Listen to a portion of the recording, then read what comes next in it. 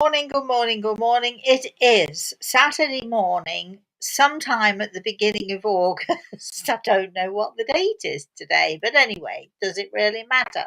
It is Saturday morning and it's story time. So, good morning, good morning, good morning, everybody. Before we begin our show this morning, by the way, I've got a great story for you, but before we begin our show this morning, first of all, I'd like to say good morning to my spirit guide, Gregor, who, as always, thank goodness, what would I do without him, is standing to my right side. And I would also like to say good morning to Chris. Good morning, Chris. Good morning, Rosemary. Happy Saturday. Thank you. Do you happen to know what the date is? Not that it really matters, but August 6th. oh, there we are.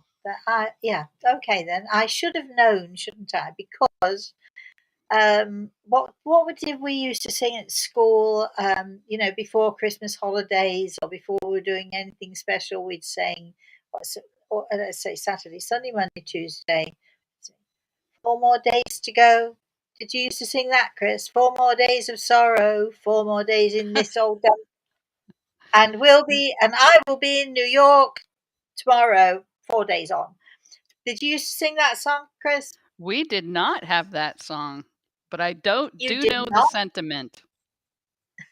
Well, and we always used to sing in this old dump, and the school that I went to was certainly not a dump. In fact, it was a very nice school. Maybe one day I'll tell you a story of school and my dreadful math teacher, Miss Crowfoot. She was terrifying to every child in that school. She was seriously, literally terrifying to every child who walked through the halls of that school. But she was a good teacher. But I think that I certainly was too afraid of her to really listen and to really be taught by her. It's all very well, isn't it, having discipline and being and disciplining the kids, but to the point of terrifying them so that their minds go blank and they don't hear anything you say, well, that's a whole other thing. Anyway, so I could tell you some hair raising stories of my school days with Miss Crowfoot. And I could tell you stories of, let me see, it is story time after all. I could tell you stories of my being in the drama group at school, the beautiful stage that we have, professional lighting and everything. Yes, I could tell. Yeah, anyway, that's all I'm going to tell you today about school, but we could sort of put that on the back burner. Chris, maybe you could make a note, sort of school stories, Rosemary school stories. Not. I mean, why would you be interested, honestly? But I'll have to think of some interesting stories of school and my school days. Yes, one comes to mind when I was probably about 8 or maybe 9, 10 years old. Oh, I'm not going to tell you that story today because it's story time and I've got another story for you. Anyway, Chris, uh, is there Oh, there's definitely, I think they're sitting on pins and needles waiting for you to go. anybody? Really? Well, Really. we usually like to give it a few minutes, don't we, before we begin the story to allow people to sort of come on. So, in the meantime, let's see, what have we done this week? Have we done anything special or particular, Chris? Well, Sorry, my eyes is. isn't every day special? I don't know about particular.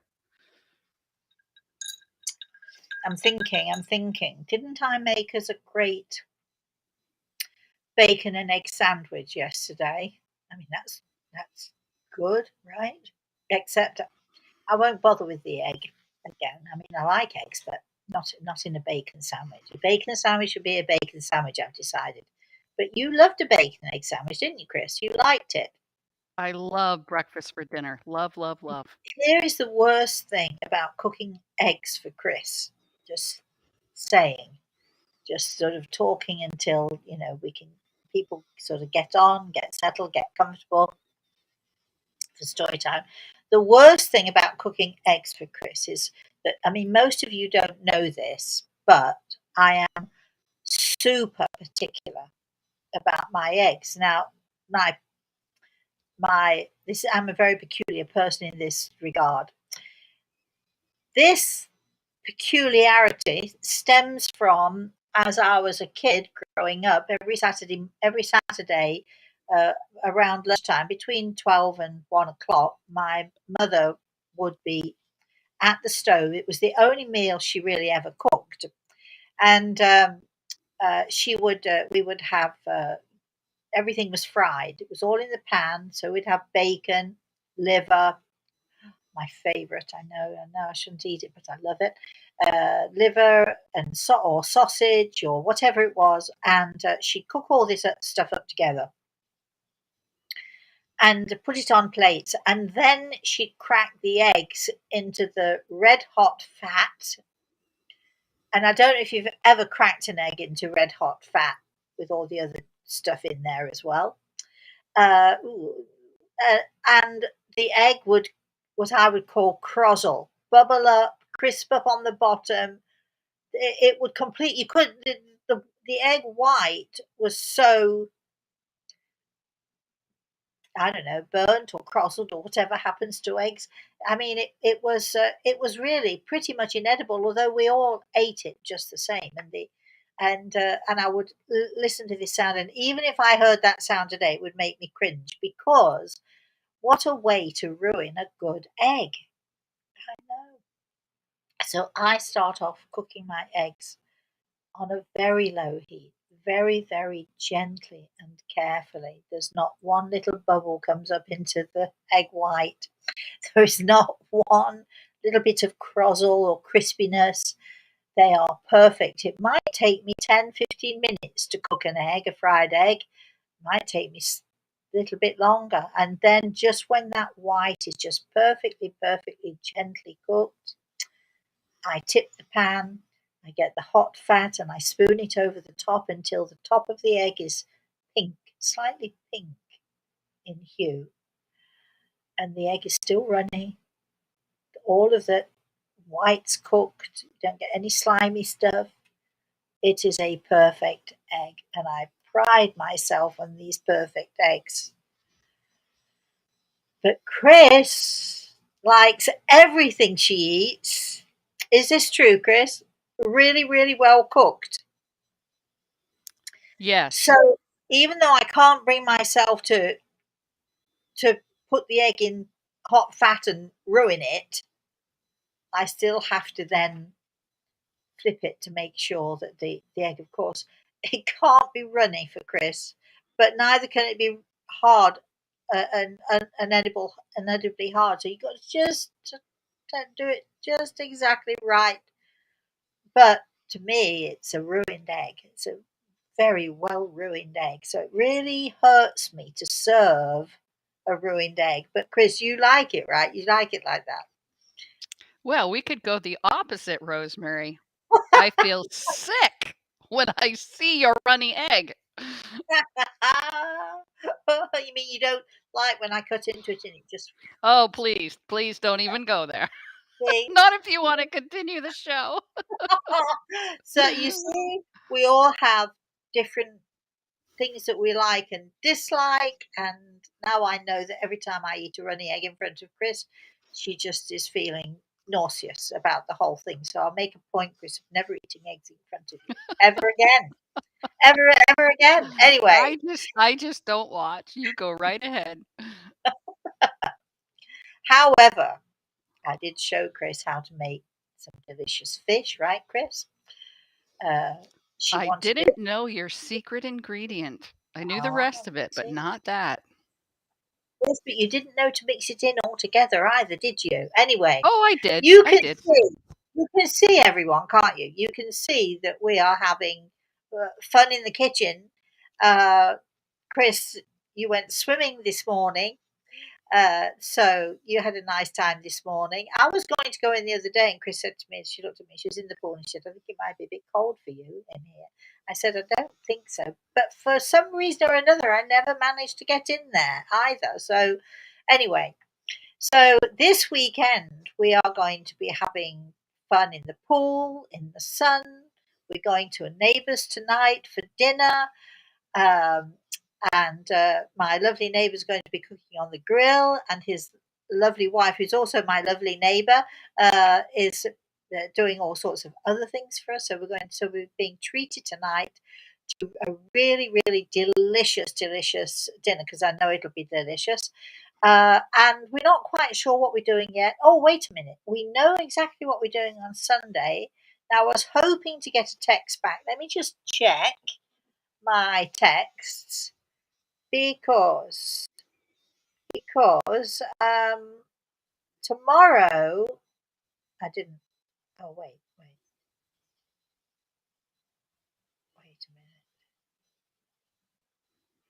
No, I didn't get a text back from him, so I'm keeping my fingers crossed. Tomorrow at 11 a.m. Eastern Standard Time, which is the same time as this morning, we're going to be doing an off the cuff. It's not quite an off the cuff because I want to be joined tomorrow. We're going to be joined by my lovely Violet, who brought up on our Thursday show. She brought up the issue of the stigmata, and she wanted to know what I thought about it. And so we thought, wouldn't that be a fun topic? Not only we're going to be discussing stigmata, we also, once we started discussing the stigmata and was it real, did it really happen to people, is it psychosomatic, or is it something that actually physically does happen, does physically change a person, you know, change a person's physicality, let's say. Um, so we're going to be discussing that tomorrow, but we also started discussing some of the the old wives things, like never spill salt on a table or something, and I don't know what else. We have some other great stuff. We thought we'd discuss that as well. So if you have any sort of from your parents, from your grandparents, any sort of those old sayings. We talked about the new year allowing, letting the stranger, tall, dark, handsome stranger into your house. Of course, you're not going to let a stranger into your house, especially these days. But they always bring a lump of coal, a piece of wood, and not quite sure what the wood's for, and bread. So we're going to be discussing some of that tomorrow as well. And so I thought it would be fun to have a guest on our show. So we've got Violet on our show tomorrow morning. So that's what we're doing tomorrow morning. And who knows what we're going to be doing in the afternoon. Maybe we'll go to the beach, Chris. It's about time we went to the beach, don't you think? About time we went to the I beach, do. It sat depends on the there, weather. and We've I'll been watch, having I'll rain watch so you much. swim up and down, and I'll read. That's my plan for tomorrow. Right, enough of this frivolity and nattering and chattering and everything. So, do you think we're ready, Chris? Are we ready to begin? Yes. So, all right. So, as the story time person when I was a kid on the radio used to say, "Are you sitting comfortably?"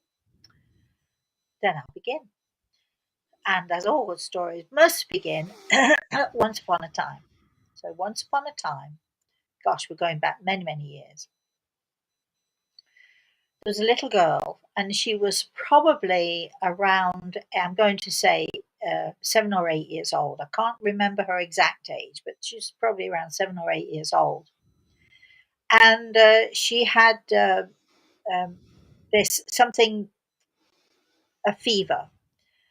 And I also can't remember what was wrong with her, but let's say a fever. But anyway, so the doctor was called, and by the time the doctor was there, her parents were by her bedside, and unfortunately, by the time the doctor got there, the little girl was gone. And the doctor checked the little girl over. There was no heartbeat, no pulse, no nothing. And he sat down on the bed. The little girl was in bed. He sat down on the bed, and he had to tell the parents, "I'm really sorry, but your daughter has passed." And you can imagine their sorrow, you can imagine their tears, and so the doctor sat there with them for quite some time. Now, let's go back to the little girl who had now died. So just prior to her passing, she laid in bed and she could hear voices.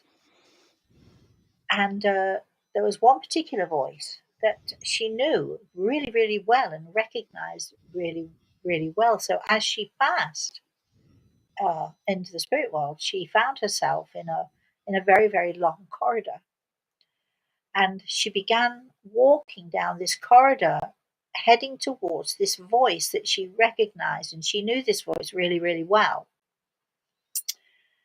And it was the voice of a woman, and it had a very, let's say, special quality to it. So the little girl was hurrying. She went down one corridor, then she went down another corridor, and she was, sort of trying desperately to find the woman whose voice this belonged to. And finally, in the distance down the corridor, finally she saw her and she called to her and she waved to her, and the the woman that she'd been looking for turned and came towards her, and looked down at her, and put her hands on her shoulders, and she looked. She said, "My, what are you doing here?" And the little girl said, "Well, I heard your voice. And I really want to come home." And the lady smiled gently at her, and she said, "But you can't come home yet. It's not your time." And the little girl clung to the lady's legs, held on so tightly to the lady's legs, and she's crying. She said, "Please don't make me go back. I want to come home. I want to be with you. I just want to come home." And the lady bent down and very gently took the little girl in her arms, and she said, I'm really sorry, but it isn't time yet. You can't come back yet. You can't come home yet. You've got things to do, and you've got people to meet, and you've got a lot of work yet to do. And I'm sorry, sweetie, but you have to go home. You have to go back. I misspoke. You have to go back. But I want to stay here with you. I want to be home with you. But you have to go back," said the lady. Now, the next thing that happened you might consider to be a miracle. Certainly, this little girl's parents thought that it was a miracle. The little girl found herself back in her bed. Her eyes were still closed, but she could hear crying and sobbing and crying and crying and sobbing. And she opened her eyes, and her parents were holding each other and they were crying, and the doctor was standing with them now and saying, there's nothing you could have done. And the little girl said to her mummy and daddy, why are you crying? And they all turned and looked at her and gasped, because the miracle was that the little girl had come back to life, having been pronounced dead by the doctor. No pulse, no heartbeat. Then all of a sudden she was speaking, and the parents kneeled down beside her bed, and they held her and are you okay? And the doctor said, "Let me examine her." And he examined her, and there was no sign of the fever. There was no sign of any illness at all. And life went on as normal. 40 years passed. The little girl, who is now sort of in her mid to late 40s, loses her husband. She's married, she's got 3 children. Her husband has a business, they're prospering, they're doing very well, and her husband has a massive heart attack and dies. And she's left with everything, with bringing up the children, with running the business, and she's completely overwhelmed by everything. So she comes to the decision that she needs to find a medium. And this is how I know her story, because she came to see me. During the course of that first consultation, her husband came through from the spirit world, made it very clear, talked to her about the things that she needed to do. She had to make a decision. Should she keep the business going? Could she dare to run it by herself? Or should she sell the business? And so her husband was able to advise her what to do. If she kept the business, these are the things you need to do, and if you sell the business, make sure that you, and so on and so on. And he gave her lots of different advice as to how she should proceed with her life, what to do with her children. And she sat there. She was crying. She was crying because she was so sad, but she was also crying with happiness that her husband had uh, come through and been able to help her and been able to guide her. And as the consultation started to, let's say, wind down or come to an end, um, I heard another voice, not the voice of her husband, but I heard another voice. I had no idea who this voice belonged to, but I was able to say to this lady, let's call her Joyce. I was able to say to Joyce, there's another lady here who also would like to be remembered to you. And Joyce held up her hand and she smiled a big smile at me and she said, I think I know exactly who that is. I think that's my angel. So I said, what do you mean, your angel? And that's when she told me the story of when she was a little girl and how she died. And she said to me, you know, Rosemary, she said, I was 8 when that happened, and I remember it as clearly as if it happened yesterday. I remember trying to chase the voice because I knew that voice, and that voice was very special to me. And I needed to get to that voice, and I needed to get to that lady because she is my home. And I've always felt, even through the years of marriage and childbirth, even through all of these years, I felt very, very strongly that one day I will go back and I will see her again because she told me so. And she told me the story of how the lady had said to her, You've got to go back because you've got things to do and you've got all sorts of things to experience. And one day, when you're done and when that life is over, you will come back to me and I'll be waiting for you. So when you go back, always remember that I will be at your side, I will be your guide, I will help you. And Joyce said to me, I've remembered that, and especially when my husband died, and these months since he's been gone, the thing that has given me strength and held me together is that I'm absolutely certain that there is a plan. I'm absolutely certain that there is a heaven, because the lady whose beautiful voice I recognize, she is my heaven. And I know that one day I will go back. I will go home. I will be in heaven again. And hopefully, my husband will be there with me and we'll be home together. She never forgot, ever. She went on to continue her husband's business. She went on, her children grew, went to college, did very well for themselves, got married. And at some point, quite a while later, because you must know she came back to me a few more times, um, she and we drifted apart because she didn't need me anymore. And eventually she found someone else to share her life with, which was wonderful. But every time she came to see me, I would have to ask her, tell me the story again. And then she'd come back and tell me the story again. And please tell me the story again.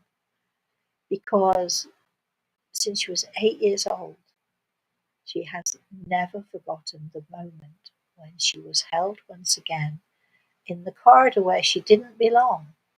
Who knows how she got there? Who knows how she got through? And one of the things that this wonderful angel of hers said to her, well, how did you manage to get through the door? How did you manage to get here? I heard your voice and I had to find you, is what she replied when she was 8 years old.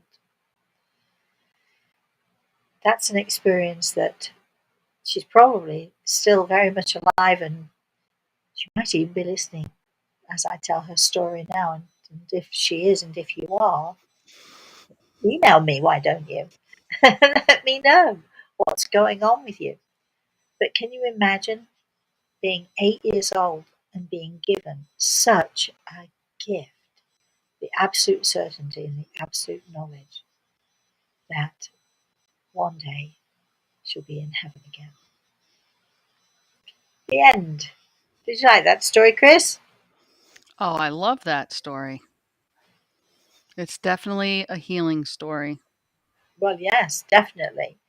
And it's the thing that sort of fascinates me about the story was when the angel said to her, how did you get through? How did you get through the door? Who let you in?" Excuse me. And the other thing, it's not your time yet. You're not supposed to be here. So obviously, one little girl slipped through the cracks, but it was obviously something that she needed because it sustained her throughout the rest of her life. Imagine that you'd have such an experience that would sustain you like that. Okay, Chris. Rhonda says, "Your story is a true gift. How beautiful." Tracy says, "Such a wonderful story." Rhonda Well, we try. says, We do try, don't we? We try to give some good stories. "For all of us that have lost a loved one, this story is so comforting." Well, to be pronounced dead and then to wake up and your parents and the doctor and you wake up and they're sobbing and they're distraught and they don't know what to do. And can you imagine them telling that story? Can you imagine the miracle that was given to them? I mean, wow, that had to be an amazing experience for them too. Okay, what else have we got in the chat room here? Now, you all know, you know, we do like to entertain you. We do like to tell you things. Of course we do. We love to do that. But we're not here just to entertain you. We want some interaction here as well. So, what have we got, Chris? Judith says there is an NDE website where people tell their near death accounts. Most are fascinating and much like what the little girl went through. The accounts, taken as a whole, are very educational. Yeah, I think there are so many people who have had that experience. I mean, oh gosh, I could think of story after story as we're talking about this. The man who was in surgery and found himself looking down upon himself on the operating table and watching as the surgeons performed the surgery, but also he could recount afterwards to the surgeons the conversations that they were having with each other. And I think it completely shocked the doctors, which of course it would do, wouldn't it? But yeah, there are so many stories like that, and there are so many people who have near death experiences. That's NDE, near death experiences, and I mean, is it a near death or is it a death and then coming back? I'm not quite sure the difference there. Perhaps for this little girl, I know though that her heart stopped beating. There was no pulse. She was pronounced dead by the doctor, who then had to deal with her parents. This very, very unexpected event that happened, and then a miracle. Oh, well, two miracles, right? She went to heaven. The little girl who went to heaven. Chris. So Tanya's on and she's written a number of things in the chat room, which I'll try to summarize. She's read some of your books. She's discovered that you actually have these live shows. This is her first time on today. Hi, Tanya. Well, Um, we hope you enjoyed the story. she thinks the story was an example of a miracle. And she's hoping that you have a message for her.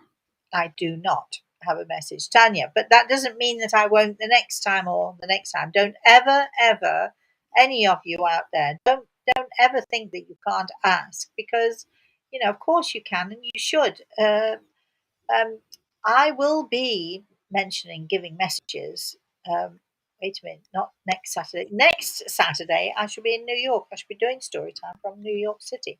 And then in 3 Saturdays' time, I shall be in Connecticut, won't I? On the August the 27th, I think it is.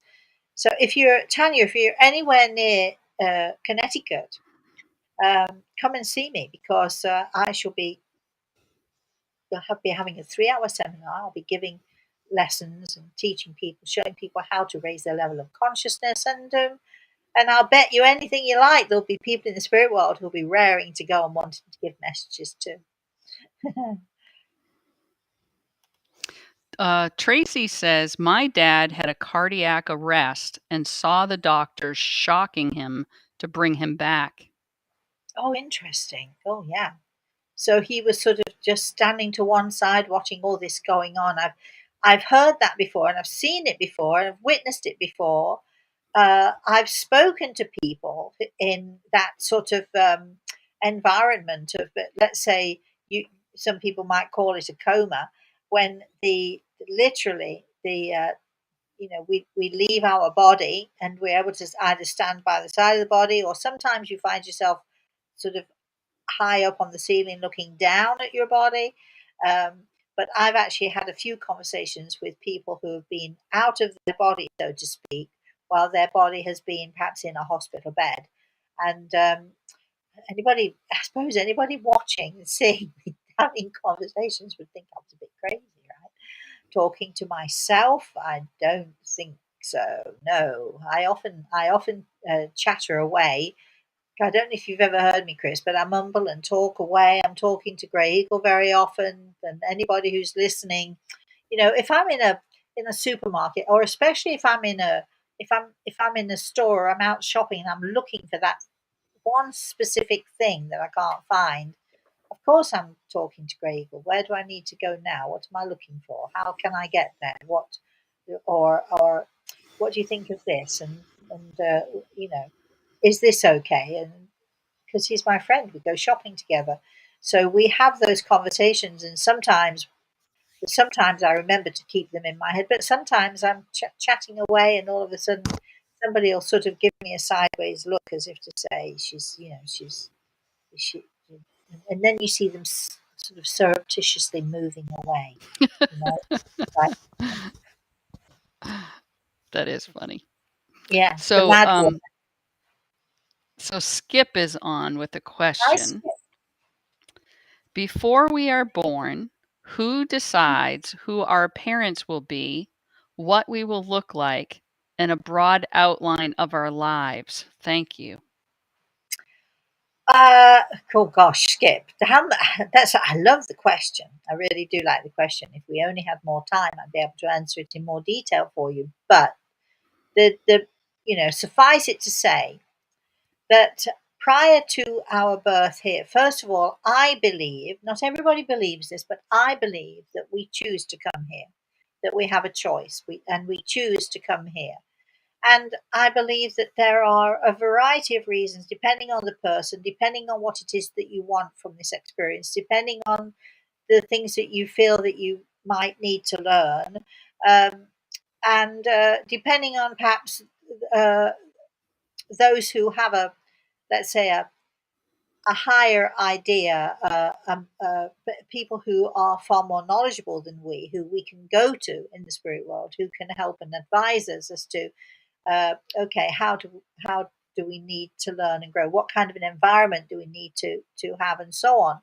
I think that our role prior to coming here is to figure out uh, some of the reasons why we want to do this, some of the reasons why we want to have this experience, this earth experience.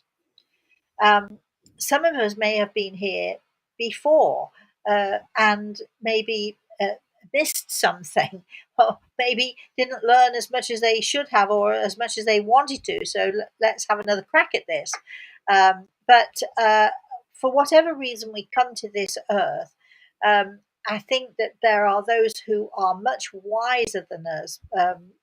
They have a much better knowledge of how we can achieve what it is that we want to achieve.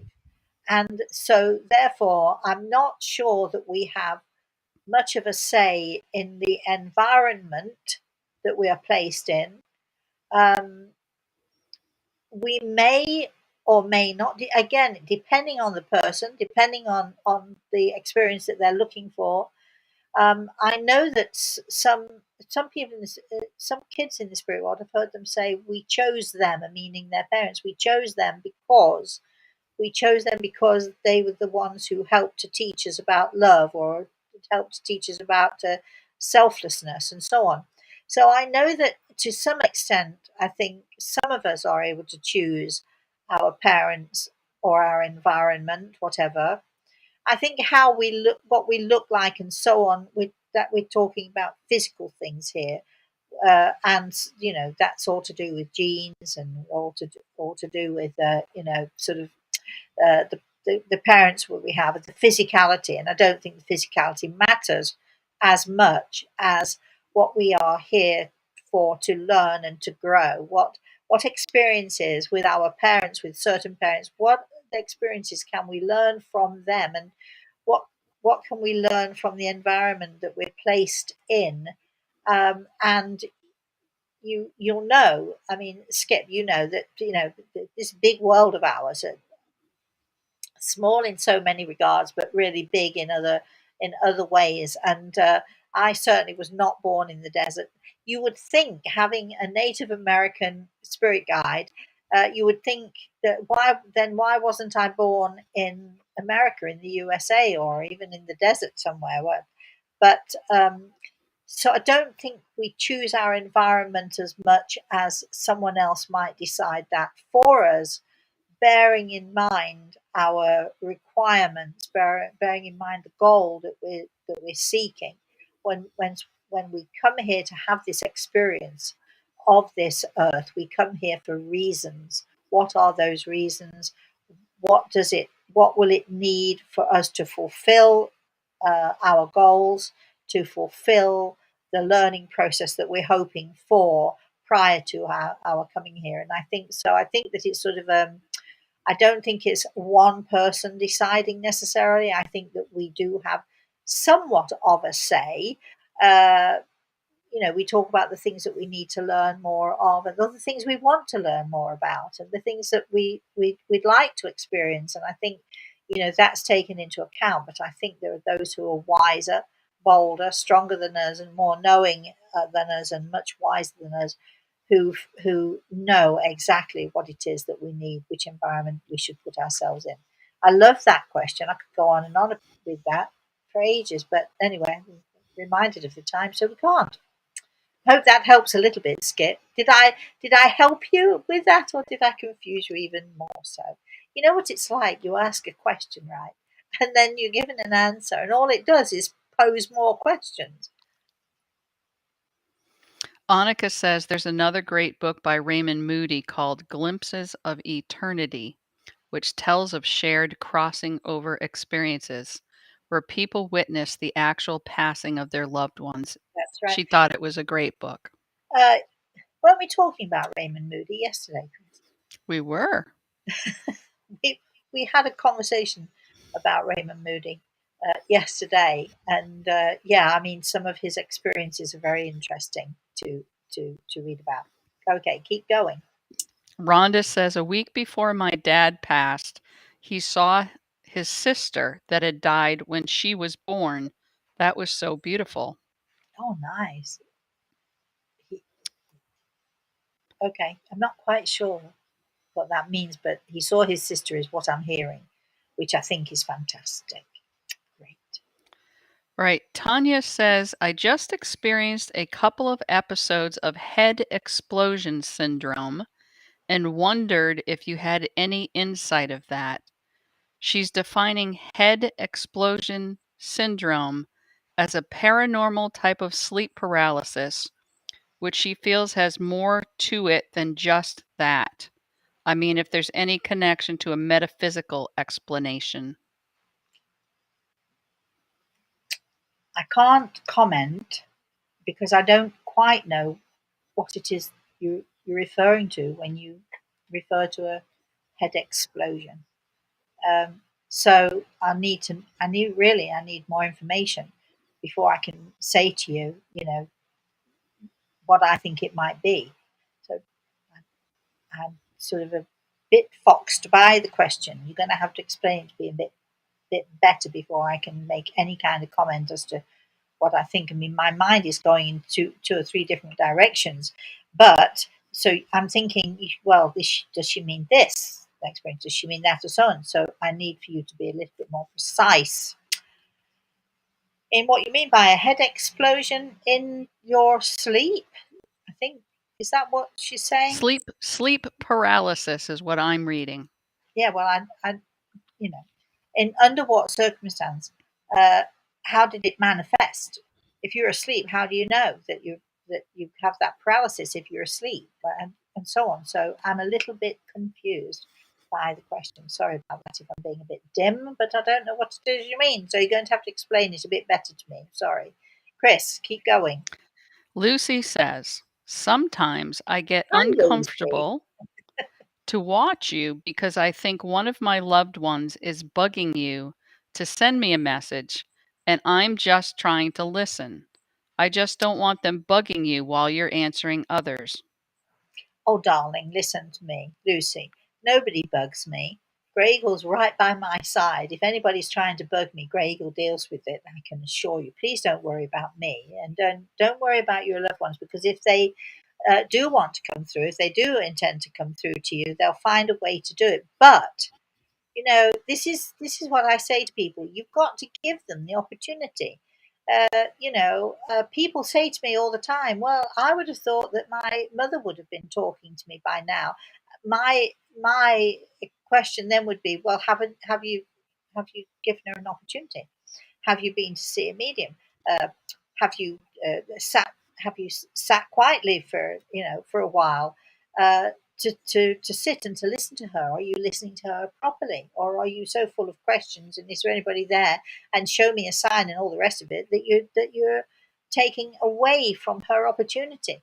There are ways to listen to our loved ones in the spirit world, and if your loved ones, they won't bug me, I can assure you, because Greg would never allow that. But I do appreciate your worrying for me, and I thank you for that. But if your loved ones want to connect with you, they'll be patient mostly, not everybody, but mostly. They might bug you a bit, they might keep tapping you on the shoulder, but I think what they're saying more than anything is, when will this person listen to me? When will she listen to me? Or when will she listen? When will he listen to me? And we have to give them an opportunity. And that opportunity is not by sitting listening to me and thinking that any minute now your loved ones are bugging me to the point where I'm going to just blurt it out, because that's, darling, that isn't, thank goodness, that isn't the way that it happens. Because if everyone in the spirit world could come tapping me on the shoulder, uh, just at will whenever they felt like it, I'd be inundated. I would not be able to go to sleep. Have you seen that movie? What is it? Ghost Town, where he's in bed and they're all in the bedroom with him, and he's trying to sleep, and he wakes up and they're all looming over the bed at him. That's not how it happens for me. I have Grey Eagle there. People are only allowed in if he says so. So he protects me. That's what he does. He protects me and he guides me. Okay, Chris, next. Keep going here. So Skip said, a million thanks for your absolutely excellent and complete answer. So grateful for you. Oh, Skip, I didn't actually feel that it was a complete answer, because as with everything else, there's so many different facets to this world of ours and this universe of ours. There's so many different facets to it. And once I start talking about a subject I really enjoy, and of course, your question gave me that opportunity. There are so many other things we could keep going about that. There are so many other conversations that we could have about that. Anyway, keep going, Chris. Judith is asking, how best can we, even at an older age, build up our spiritual strength and self strength? Why do we feel like we aren't living up to our potential? Who is this? This is Judith. Judith. Judith. What's the age got to do with anything? Even in our older years, what are you talking about? Some people come to an awareness very early on. I myself, since I can remember, have always been very, very strange and loving every minute of it, let me tell you. But I think that at any age, whether you're 8 or whether you're 80, if you come to a knowledge or an understanding that you are a spiritual being having a human experience, I mean, that's got to be a wow moment, no matter what age you are. And it's never too late. Excuse me. It's never too late to become aware and to want to build up your strength and to want to sort of to do more or to understand more of what you are and to understand more of your spirituality and to understand more about your soul. To understand that even at 80 years old, if you've never heard it before, to understand that you can actually, if you listen very carefully, you can hear the heartbeat of your soul. So uh, there are many, many things that we can do.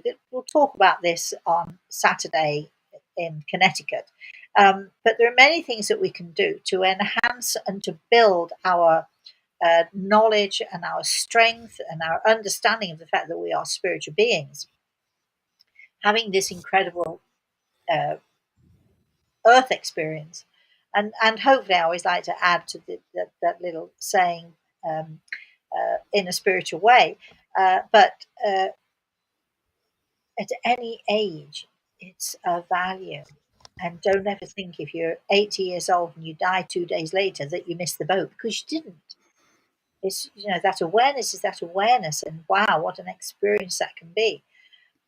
On a physical note, well, there are lots of ways that we can stay healthy in a physical sense. There are lots of things that we can do to stay healthy and to build our strength. And one of those ways, and I'm totally into this, give healing to yourself on a daily basis. Meditation is a great thing. Learning how to give healing to others, and then also learning how to give healing to yourself is very important. And I really firmly believe that every single one of us would benefit from having healing every day. And I know that I do, and I know that Grey Eagle gives me healing every single day. So, I think that doing simple tuning in exercises, connecting with your spirit, connecting with the universe around you, connecting with the the heartbeat of your soul. I think it's so important, and it gives you drive and feeds you in every single way, both spiritually and physically. Chris. All right. Next is Tanya. How do you connect with loved ones who don't speak English? How does that come through? Oh well, look, my sweetheart, I have an interpreter here. I remember um, one of my well, it was one of the funniest, but in some ways the most difficult, hilarious moments of my life was when I had this. I had a young Australian guy he'd been touring around the world, and he'd come to England and he came to see me, and he was in some kind of school in England. Actually, he was in a wig making school, very artistic wig making, makeup, theatre stuff. So he came to me and then he said to me, look, I've got a friend of mine who is Japanese. Um, he's at the same school. He doesn't speak very much English, but if I came with him, I could interpret for him. Would that be okay with you? Because I know he's very interested. He wants to come and see you. So I said yes. So it was probably one of the longest consultations that I've ever given. We sat there, this wonderful Australian guy. I mean, I got to know him really well after this. But so he's sitting there, and this young, very tall Japanese young man came with him, and they're sitting there. So I'm sort of talking to the Japanese kid, explaining what I'm going to be doing, and he could speak about this much English, but he could understand signs, and I we ended up sort of.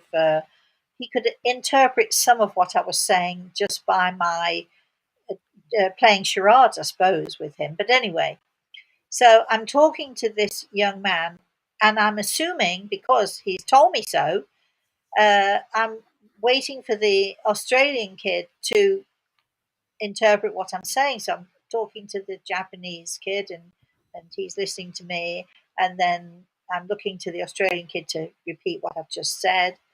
And he does, and he repeats what I just said, except he repeats it very slowly and very loudly in English, thinking that if he speaks slowly and loudly, the Japanese guy is going to understand everything I'm saying. Not so at all.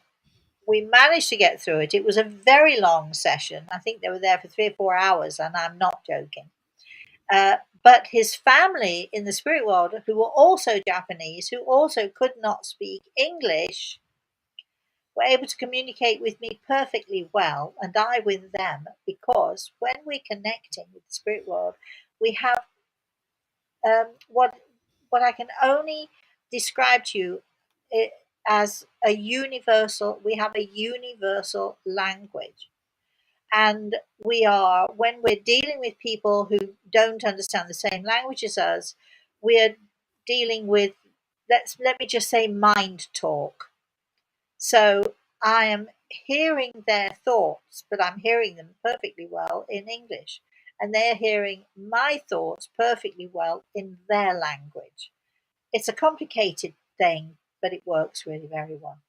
Of course, the other thing to do, which we often do, and we're hoping and planning on getting an Italian session going, an Italian webinar going at some point.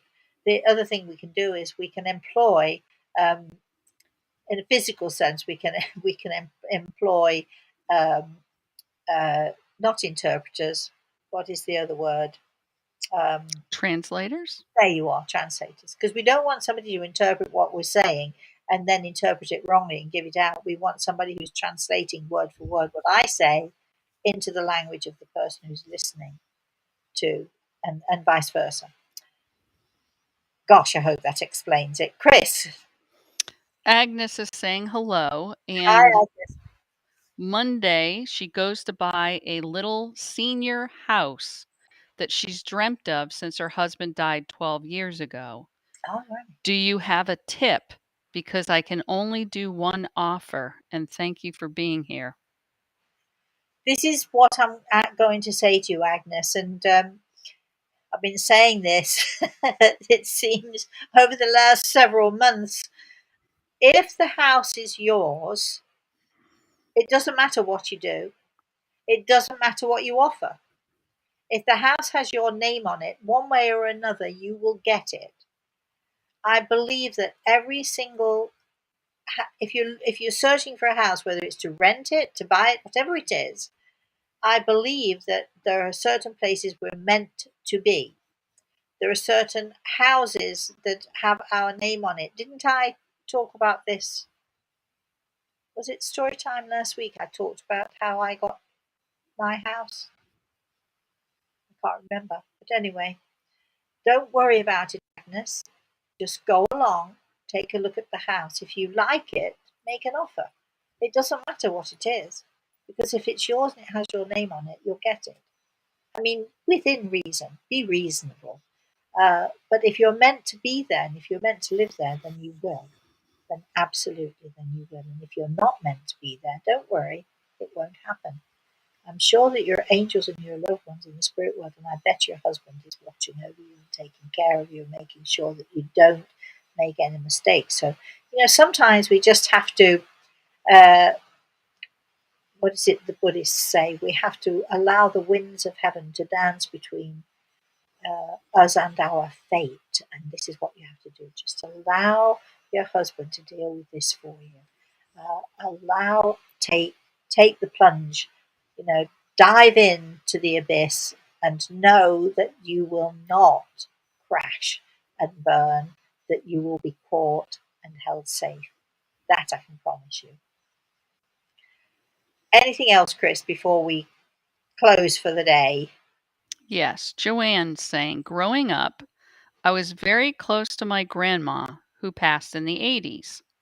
I had a dream a few years ago where a group of people were waving to me.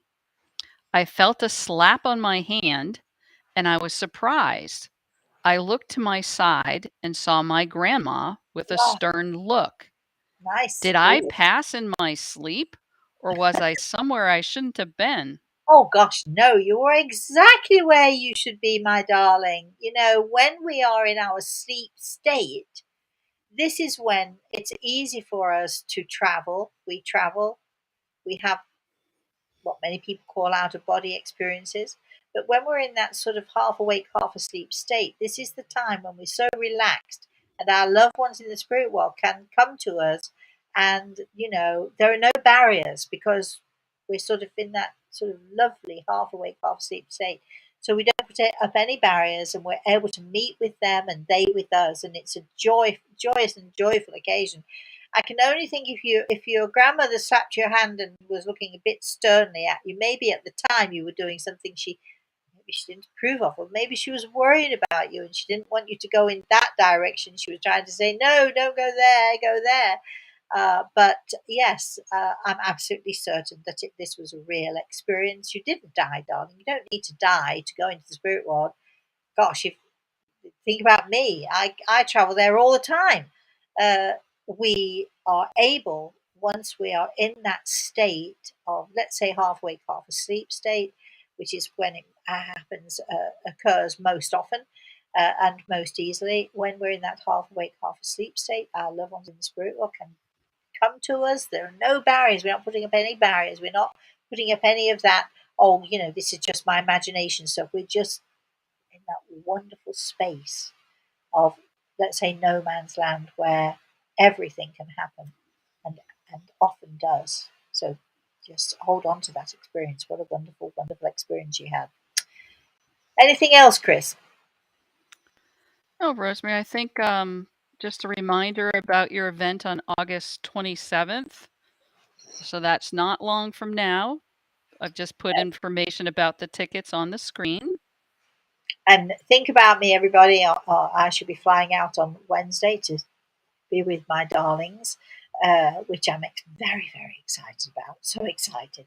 uh, and uh, so I'll let you know, what happens then. Of course, we will be doing our Thursday morning as usual.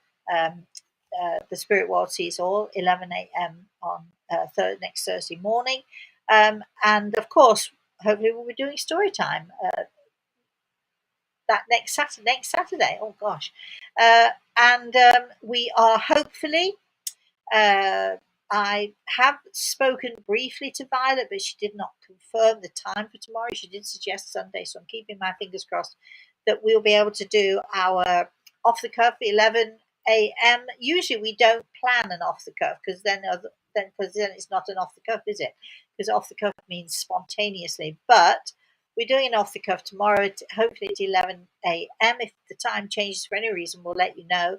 If you're saying, well, how are you going to let me know? Well, then, subscribe, subscribe, subscribe. Go to our, wherever it is, website. Go to our website, um, rosemaryaltea.com. You'll see there's a little button there. You just click it on the button and there you are. You're done. You don't have to pay any money. We're not going to inundate you. I promise you, we're not going to inundate you with stuff. I promise that. And then if you subscribe, you get our newsletter. And for those of you who've commented already on the newsletter, thank you for your comments. I really appreciate those comments. And yes, I am living every single moment of this month. Yes, I'm enjoying it. I'm immersing myself in it. I'm having great fun. I'm reading a great book. And yes, oh gosh, yes. I'm going to have fun this month, and I hope you're going to join me and live every moment, make the most of every moment, find joy in the moments that you can find joy. If you're in a state of, let's say, if you're depressed, if you're sad, if you're grieving, if you're upset, just take my advice. No matter how awful you are feeling, try if you can, before you go to bed at night, try if you can to think of one good or positive, funny or joyful thing that made you smile a little bit, even when you don't want to smile, even if you don't feel like smiling. Find the one joyous moment in the day and live that moment and think about that moment. And you'll find that if you do that every single day, you'll find more and more and more moments, and then you'll start to feel better. You won't feel so depressed, and you won't feel that the world is so awful anymore, because it really isn't. Thank you everyone for joining me. I really appreciate, I really appreciate and love you all. So thank you. Thank you very much to Chris once again, doing a fabulous job. What would we do without Chris? Anyway, and last but by no means least, I'd like to say thank you to Greg, because isn't he great? Don't you love him? I love him. Anyway, until I see you all again, maybe it's going to be tomorrow. I hope so. Keeping my fingers crossed that I hope so. It's going to be tomorrow with Violet. We're going to be discussing some weird and wonderful stuff, and you can join in with those discussions. So that's 11 a.m. again tomorrow morning. Until I see you again, everybody, please have a very, very blessed rest of the day, and have a very blessed weekend, everybody. Bye bye.